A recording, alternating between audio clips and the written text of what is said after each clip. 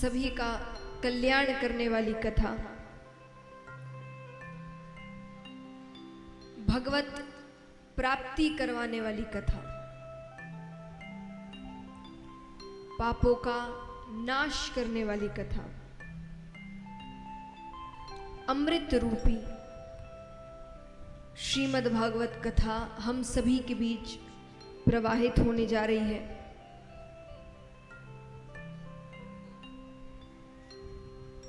क्योंकि आपने ये कथा कई बार सुनी होगी। कितने हैं यहाँ जो पहले भी ये कथा सुन चुके हैं? हाथ उठाना। आपने कई बार ये कथा सुनी होगी, ज्ञानी जनों के मुख से सुनी होगी। सभी ने अपने ज्ञान के माध्यम से, अपने अनुभवों के आधार पर आपको ये कथा सुनाई होगी। इसीलिए मेरी एक प्रार्थना है आप सभी से, मेरी विनती कहिए, समर्पण का भाव कहिए, क्योंकि मेरी बुद्धि अत्यंत छोटी है और ठाकुर जी का चरित्र अथाह है, बहुत बड़ा है। तो इस छोटे से मुख से भगवान की लीलाओं का वर्णन करना असंभव है। फिर भी छोटी सी कोशिश है, क्योंकि संतों से, महात्माओं से एक बात सुनी है कि अगर भला का संग हो तो सब काम भले ही भले होते हैं। कि अगर आपकी संगत अच्छी है तो आपके सारे काम अच्छे होंगे। इसीलिए माता पिता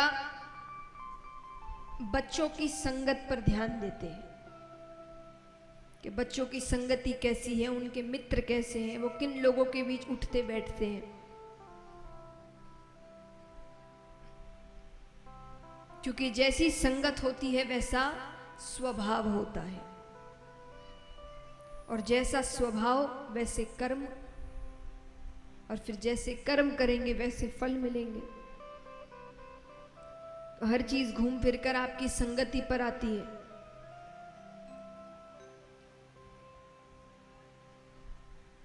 और इस कथा में इस समय मेरी संगति क्या है? भगवान का नाम। ये 7 दिनों में मेरे साथ मैं आपके बीच क्या कहने आई हूं? भगवान की कथा। तो देखा जाए तो भगवान की ही संगति है। तो अगर उनका साथ हुआ तो इस कथा में भाव आ सकता है, वाणी में भाव आ सकता है। वरना मेरे पास तो पोल ही पोल है महाराज, गुण तो कुछ है नहीं।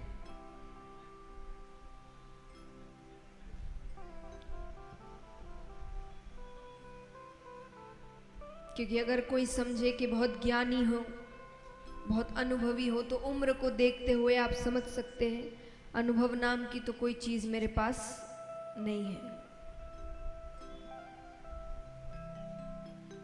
कोई कहे भाई वाणी मधुर होगी, साफ साफ पहले ही दिन स्वीकार करती हूं, वाणी में कोई माधुर्य भाव नहीं है। अब आप कहे भाई चलो भक्ति तो होगी, तो वो भी मुझे तो दूर दूर तक नहीं दिखती। लेकिन इस विश्वास के साथ कि भगवान साथ हैं, कथा आरंभ करते हैं। तो इसीलिए इस बीच 7 दिनों में मुझसे कोई गलती हो जाए तो घर का बालक समझकर क्षमा कर दीजिएगा। क्योंकि बच्चे, घर के बच्चे कैसी भी भाषा करे, छोटे बच्चे होते हैं ना, तोतली भाषा बोलते हैं, टूटी फूटी वाणी बोलते हैं, पर माँ बाप को अच्छे लगते हैं। कि जो बालक कह तोतरी बाता, सुनहि मुदित मन पितु अरु माता। आप भी वही करिएगा।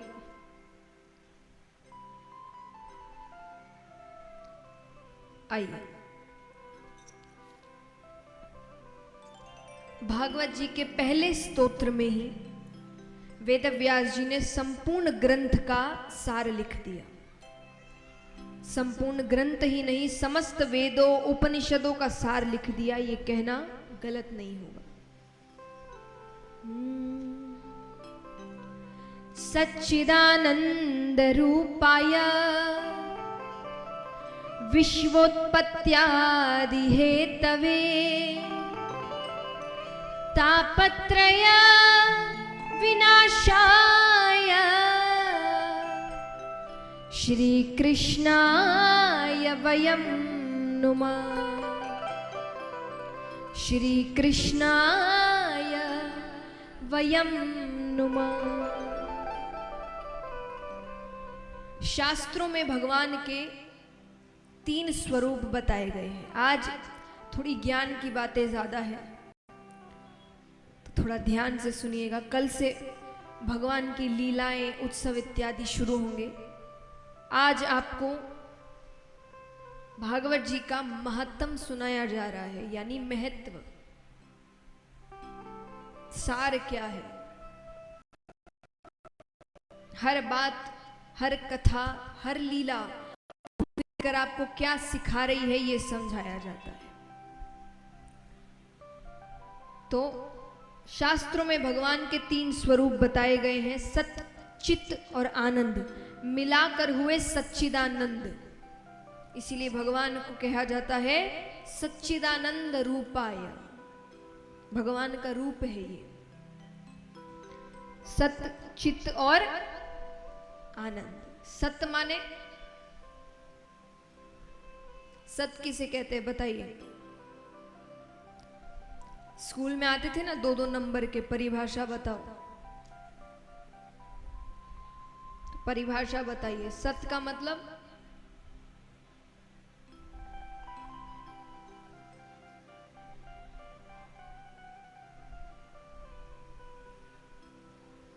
आता है तो बताओ, नहीं आता तो हिलाओ सर के, भाई नहीं पता, सब देख रहे हो बस। सत्य माने सत्य, सच। और सच क्या होता है? जो कभी बदलता नहीं, जो अडिग रहता है, वो सत्य है। सत्य किसी भी परिभाषा में, किसी भी परिस्थिति में बदलता नहीं है। झूठ परिस्थिति अनुसार, व्यक्ति अनुसार बदलता रहता है। इसीलिए कहा जाता है एक झूठ को छुपाने के लिए, जोर से, एक झूठ को छुपाने के लिए जितनी धीरे आप बोल रहे हैं उतना सोचते तो झूठ बोलते वक्त नहीं है। थोड़ा जोर से, आवाज अच्छे से आनी चाहिए। एक झूठ को छुपाने के लिए 100 झूठ बोलने पड़ते हैं। क्यों बोलने पड़ते हैं? क्योंकि झूठ हर परिस्थिति में बदलता है। हर इंसान को एक झूठ नहीं बोल सकते, थोड़ा घुमाना फिराना पड़ता है, किसी को कुछ, किसी को कुछ, किसी को कुछ। लेकिन सच सबके लिए वो बदलता नहीं। कोई भी परिस्थिति हो, कोई भी व्यक्ति हो, वो एक ही है। तो इस पूरे ब्रह्मांड में सच क्या है? यानी जो कभी बदले ना, वो क्या है? कौन है? परमात्मा, जो कभी नहीं बदलता। कोई भी परिस्थिति हो, कोई भी युग हो, आप और हम यहां नहीं थे तब भी वे थे, आप और हम यहां हैं तब भी वे हैं, और आप और हम यहां से चले जाएंगे तब भी वे रहेंगे। वो कभी बदलते नहीं। तो सहारा तो उसी का लेना चाहिए ना जो कभी बदले ना। किसी ऐसे का सहारा लेकर क्या फायदा जो बदल जाए। इसीलिए कहते हैं संसार में रहो, परिवार में रहो, लेकिन आश्रय केवल परमात्मा का। क्योंकि वो अकेला है जो कभी आपका साथ छोड़ता नहीं है, क्योंकि वो बदलता नहीं है। हर चीज बदलती है, हम बदलते हैं, और कब बदलते हैं ये पता भी नहीं चलता। यहां कोई भी ऐसा है जो ये बता सके कि इस दिन या इस महीने या इस साल मैंने अपना बचपन छोड़ दिया? कोई बता सकता है? आपने बचपन कब छोड़ा? कोई तारीख है? बचपन तो छूटता चला गया। कब जवानी चली जाएगी, बुढ़ापा आ जाएगा, फिर सोचेंगे क्या किया। हम सब कहते हैं कि भगवान इनकी पूजा पाठ इत्यादि सब बुढ़ापे के लिए छोड़ के रखो, बुढ़ापे में करेंगे। पक्का है बुढ़ापा आएगा? कुछ पक्का है? अगले पल क्या हो जाए किसी को नहीं पता, कब बुलावा आ जाए नहीं पता। बुढ़ापे से पहले बुलावा आ गया, ऊपर जाएंगे, भगवान कहेंगे क्या किया? आप कहोगे कुछ करने ही नहीं दिया। हमने तो सोचा था अच्छे कर्म पूजा पाठ सब बुढ़ापे के लिए छोड़ के रखा है, आपने तो पहले ही बुला लिया। भगवान कहेंगे मैंने कोई अग्रीमेंट थोड़ी साइन करवाया था कि भाई इतनी उम्र तक तो पक्का ही नीचे रखूंगा। नहीं, तुमको समझ होनी चाहिए। जब हर बार समझाया जाता है कि अगले पल क्या हो नहीं पता, तो तुमने इतनी लंबी प्लानिंग कर कैसे ली कि इस उम्र में ये काम करूंगा, वो भी इतना बड़ा जिस पर आपकी मृत्यु टिकी है।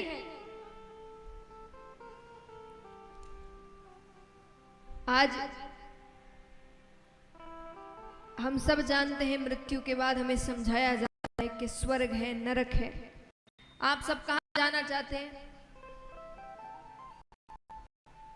कौन कौन स्वर्ग जाना चाहता है? हाथ उठाना। अच्छा, जो हाथ नहीं उठा रहे मैं समझू आपको नरक जाना है।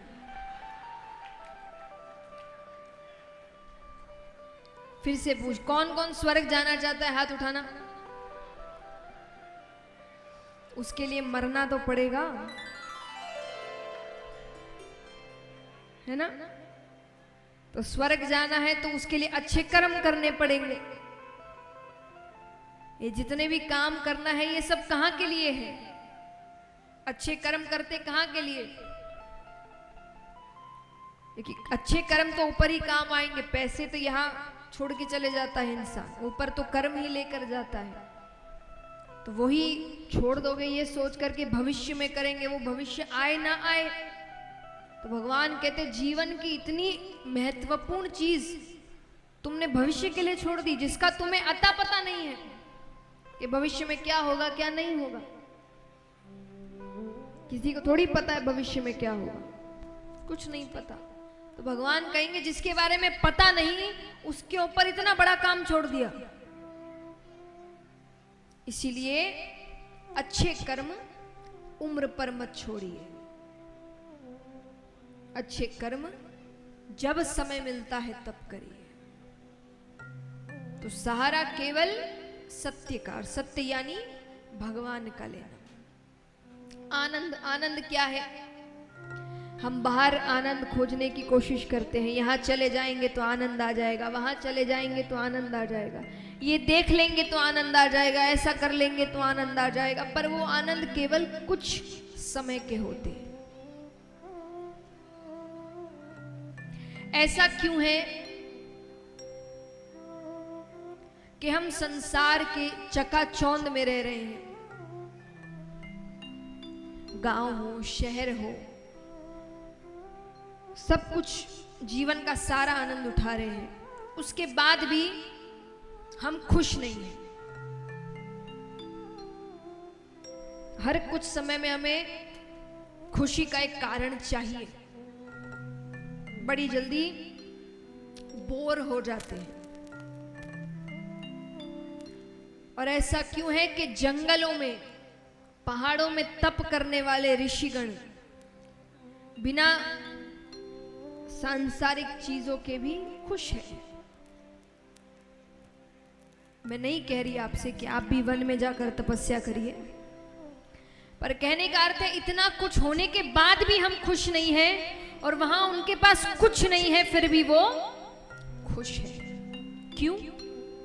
क्योंकि उन्होंने अपने अंदर के आनंद को पहचान लिया। आपके अंदर सब आनंद है। आनंद माने जिसने भगवान को समझ लिया उसने परम आनंद को समझ लिया।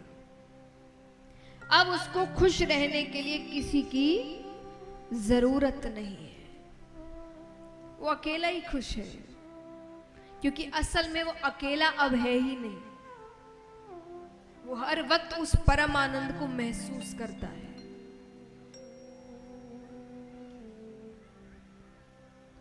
जो सत्संगी होते हैं ना, वो जल्दी से निराश नहीं होते। क्यों नहीं होते? क्योंकि वो कभी अकेले पड़ते ही नहीं है। वो अकेले भी रहे तो भगवान उनके साथ, ऐसे सबके साथ है। पर जैसा मैंने कहा कि उस परम आनंद को समझने की कोशिश करनी है। जिसने समझ लिया वो एकांत में भी खुश है, और जिसने नहीं समझा वो भीड़ में भी अकेला है। तो अपने अंदर के परम आनंद को पहचानिए, फिर आप अकेले नहीं रहेंगे, निराश नहीं होंगे। बड़ी से बड़ी कठिनाई भी आ जाएगी तो भी आप उससे लड़ सकेंगे। क्यों? क्योंकि आपको कहीं ना कहीं पता है कि वो मेरे साथ है, मेरे पास है। और जिसके पास भगवान है वो कभी हार सकता है? पांडव 5 थे, कौरव 100, फिर भी जीत किसकी हुई? पांडवों की। क्यों हुई? क्योंकि उनके साथ भगवान थे। वरना ये मुमकिन है आज के जमाने में कि एक तरफ 100 लोग खड़े हो लड़ने के लिए, एक तरफ 5, और 100 की 100 मारे जाए, सब मर गए, 5 में से एक भी कम नहीं हुआ, एक भी।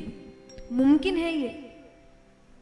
सुन के कितना अटपटा लगता है कि हो कैसे गया। लेकिन जिसके पास भगवत शक्ति है उसे कोई हरा नहीं सकता। वो हार ही नहीं सकता। वो गिर सकता है पर हार नहीं सकता। गिर के फिर उठ जाएगा, क्योंकि वो शक्ति उसे भगवान देते हैं। तो असल आनंद को समझिए। आनंद क्या है? अपने अंदर के आनंद को पहचानिए। हर चीज में किसी और की जरूरत मत रखिए। खुश होने के लिए, दुखी होने के लिए, क्रोधित होने के लिए हमने जीवन का रिमोट कंट्रोल ही दूसरों के हाथों में दे रखा है, और वो खेले जा रहा है। एक बात बताइए, कितनी बार मैंने देखा है कि महिलाएं बहुत अच्छे से सजती है, घंटों लगाती है सजने में, अपने मन के कपड़े, जेवर सब कुछ पहना है, अपने आप को कांच में देख रही है, बहुत खुश है कि मैं आज बहुत अच्छी लग रही हूँ। वही घर के बाहर कदम रखती है और पड़ोस वाली उनकी जो है, उसने बिना देखे, मतलब ठीक से देखा भी नहीं, और वो अगर कह दे कि अरे रंग बिल्कुल अच्छा नहीं है, सब खुशी खत्म। अब अचानक आपको भी लगने लगता है कि रंग सच्ची में अच्छा नहीं है, अच्छे नहीं दिख रहे। इतनी देर तो खुद को अच्छे लग रहे थे ना घर के अंदर, किसी एक के बोलते ही आपकी खुशी खत्म हो गई। तो ऐसा क्यों है कि कोई बुराई कर दे तो हम दुखी हो गए, कोई तारीफ कर दे तो हम खुश हो गए, कोई कुछ कह दे तो हम गुस्सा हो गए। यानी खुद पर कोई कंट्रोल ही नहीं है, खुद पर रत्ती भर का कंट्रोल नहीं है। कोई कुछ भी कह देगा हम वैसे नाचने लगेंगे, यानी पूरा कंट्रोल उसके हाथ में देख कर रखे हो, वो जो चाहे वो बटन दबा देता है। ये अच्छी बात है?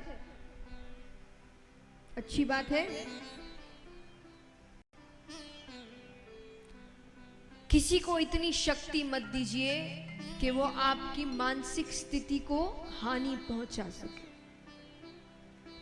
इस शरीर को भगवान ने बनाया है, इस बुद्धि को भगवान ने बनाया है, इतनी शक्ति आपको दी है कि आप खुद सोच सके, समझ सके, अपने कर्म कर सके। लेकिन हम ये पूरी शक्ति किसी और को देकर रखे।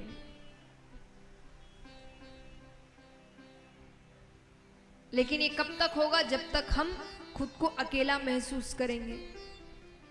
जब अकेले नहीं है, खुद में खुश है, तो फिर किसी को इतनी शक्ति नहीं देंगे कि वो हमको दुखी कर सके।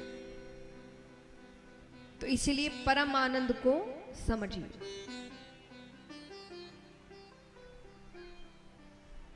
तापत्रय विनाशाय श्री कृष्णाय वयम नुमः। 3 तरह के ताप होते हैं, दैहिक, दैविक और एवं भौतिक। इन तीनों तरह के तापों से भगवान हमें मुक्त करते हैं। मुक्त कैसे करें? भगवान को कैसे अपनी ओर आकर्षित करें? कहते हैं भगवान सर्वशक्तिमान है, लेकिन उनकी भी एक कमजोरी है। कैसी कमजोरी? भगवान भक्त को रोते हुए नहीं देख सकते। एक बार भक्त ने रोकर पुकारा कि वो उसके सारे पाप भूल जाते हैं।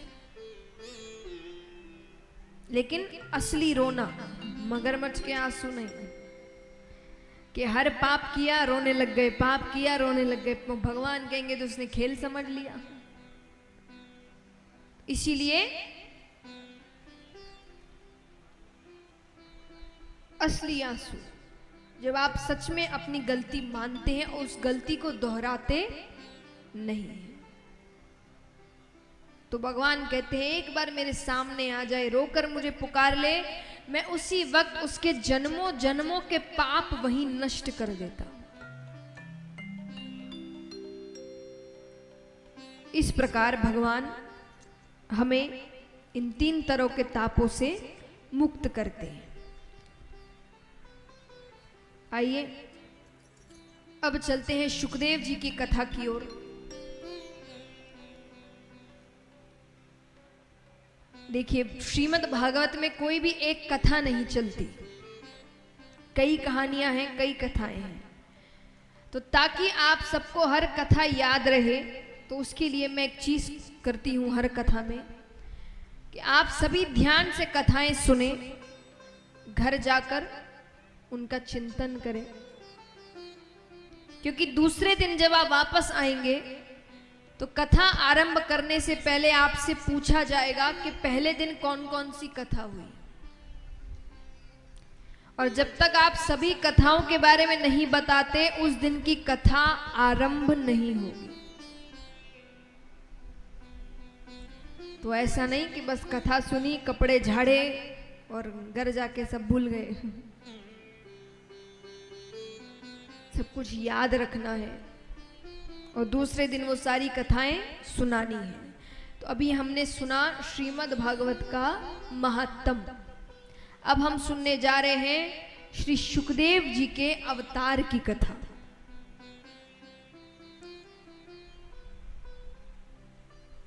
एक बार ब्रह्मा जी ने एक सभा का आयोजन किया। उसमें देवी देवता, यक्ष, गंधर्व, किन्नर, ऋषिगण सभी को बुलाया गया। उस सभा में प्रश्न उठा कि इस 3 लोक 14 भुवन में सबसे महत्वपूर्ण वस्तु क्या है, सबसे कीमती वस्तु क्या है। सबने अपना अपना मत दिया। कोई कहे कि हीरा, कोई कहे सोना, कोई कहे चांदी।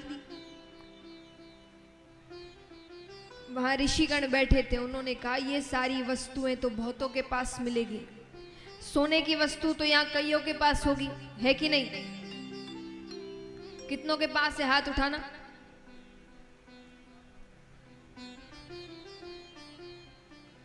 चिंता मत करिए, मैं मांगूंगी नहीं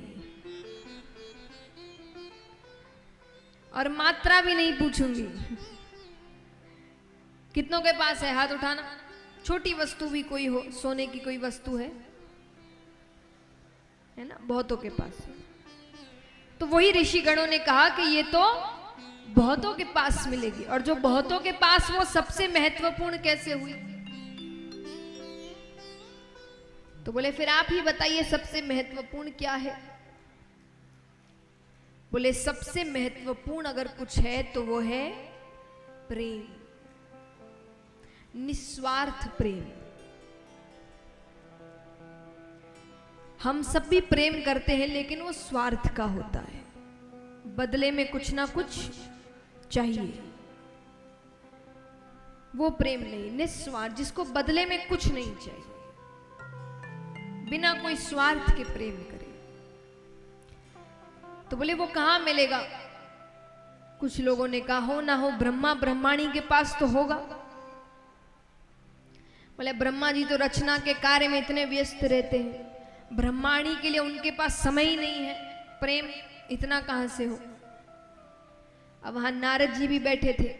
नारद जी ने कहा हो ना हो मेरे प्रभु विष्णु भगवान और लक्ष्मी माता के पास तो जरूर है। ऋषिगणों ने कहा वहां भी उतना प्रेम नहीं है, क्योंकि अगर प्रेम की पराकाष्ठा होती तो भगवान भक्तों के पीछे नहीं दौड़ते। मध्य रात्रि में किसी भक्त ने बुलाया, लक्ष्मी जी को छोड़कर चले गए। इतना प्रेम होता साथ लेकर जाते। वहां भी वो प्रेम नहीं है। तो बोले आप ही बताइए फिर किसके पास है? ऋषिगणों ने कहा अगर प्रेम की पराकाष्ठा कहीं पर है तो वो है महादेव जी और पार्वती माता के पास। एक तो पहली चीज आधे अंग पर विराजते हैं, और महादेव जी ज्यादा से ज्यादा समय कैलाश पर्वत पर ही रहते हैं, वो कहीं नहीं जाते। नारद जी ना ऐसी कोई बात नहीं है। नारद जी कहते हैं प्रेम मेरे भगवान के पास भी बहुत है, पर सबको यही बात सही लगी। तो नारद जी कहते हैं अच्छा ठीक है, अगर ऐसी बात है तो मैं अगर उन दोनों के बीच झगड़ा करवा दूं तो? अब आप सोचेंगे पति पत्नी के बीच तो झगड़ा होता ही है, कौन सी बड़ी बात है? नहीं, आपस में झगड़ा करना अलग होता है और किसी तीसरे की वजह से झगड़ा करना अलग होता है। कोई तीसरा अगर आपके बीच आकर झगड़ा करवा दे तो मतलब प्रेम में कहीं ना कहीं कमी है। तो नारद जी ने कहा मैं झगड़ा करवा दूं तो? बोले तब की तब देखी जाएगी। अब नारद जी जाते हैं, रोजाना जाए पर दोनों साथ में ही बैठते थे, वापस आ जाए। एक दिन सौभाग्य से महादेव जी कहीं गए हुए थे।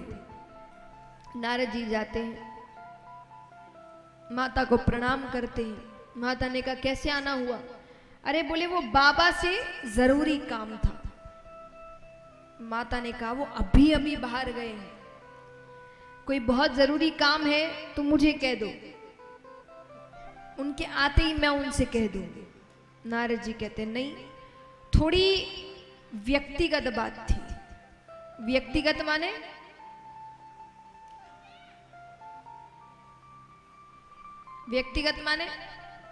पर्सनल, हर किसी को नहीं बता सकता। माता ने कहा आपके बाबा और मेरे बीच कोई भी व्यक्तिगत बातें नहीं रहती, वो सब कुछ मुझे बताते हैं। नारद जी ने कहा मैं नहीं मानता, पुरुष कोई ना कोई बात तो स्त्री से छुपाता ही है, कोई भी हो, साधारण पुरुष हो कि खुद भगवान। माता ने कहा ऐसी कोई बात नहीं है। बोले ये सच है। अब यहां जितने भी शादीशुदा पुरुष हैं, घर जाके सबकी क्लास लगने वाली है। ऐसा क्या है जो आज तक मुझे नहीं बताया? माता ने कहा ऐसा कुछ नहीं है। नारद जी ने कहा अगर ऐसा कुछ नहीं है तो आपने अमर कथा सुनी है? माता ने कहा ये कौन सी कथा है? अरे बोले बहुत गोपनीय कथा है, बाबा हर किसी को नहीं सुनाते, जिससे सबसे ज्यादा प्रेम करते हैं उसे ही सुनाते। माता ने कहा इसका मतलब मुझसे प्रेम ही नहीं करते।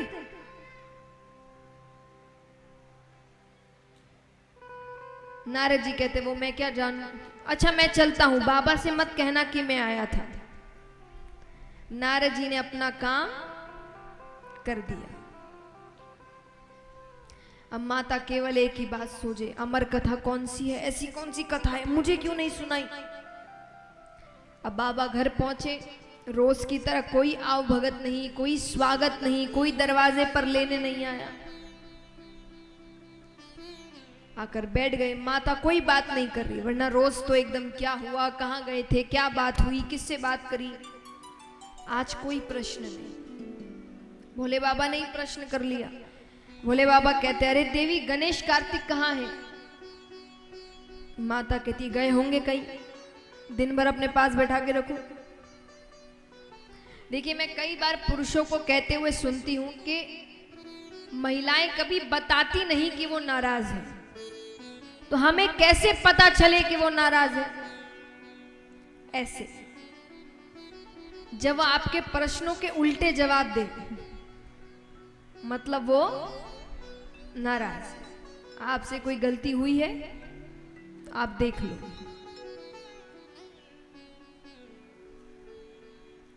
तो उन्होंने कहा कि बच्चे कहाँ हैं। माता कहती गए होंगे कहीं, दिन भर अपने पास बैठा के रखो। बाबा ने कहा मैंने ऐसे तो नहीं कहा। फिर थोड़ी देर बाद बाबा पूछते देवी आपकी तबीयत तो ठीक है। माता ने कहा बिल्कुल ठीक है। बोले अगर ठीक है तो सुबह से भांग नहीं मिली। ये हुआ आग में घी डालना। अब वो कहीं का गुस्सा कहीं उतर रहा है। माता कहती है रोज रोज भांग घोट कर दो, बड़े बेटे को खीर बना कर दो, छोटे को लड्डू बना कर दो। इन्हीं चीजों के लिए ब्याह के लाए थे क्या मुझे?